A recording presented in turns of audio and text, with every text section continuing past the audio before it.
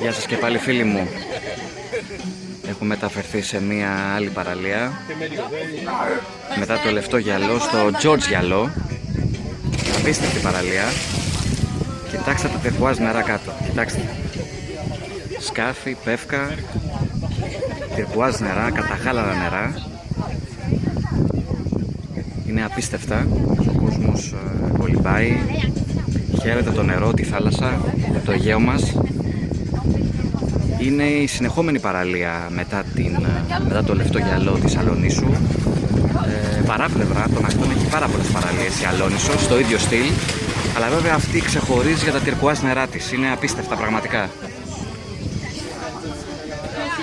Και βέβαια ευχαριστούμε πάρα πολύ το σκάφος μας εδώ, την Αργό, που μας έχει αφήσει σε μια πανέμορφη στάση. Και θαυμάζουμε αυτά τα καταγάλανα νερά και τα πεύκα απέναντι. Κυριολεκτικά απίστευτα. Απορώ γιατί διαφημίζεται η Καραϊβική τόσο πολύ και όχι τα καταγάλανα νερά του Αιγαίου μερικές φορές. Έχει τα πάντα η Ελλάδα, πραγματικά.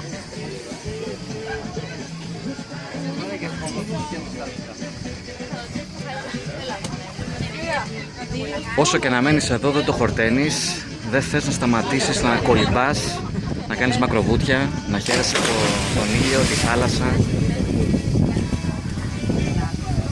τα καταγάλανα νερά του Αιγαίου.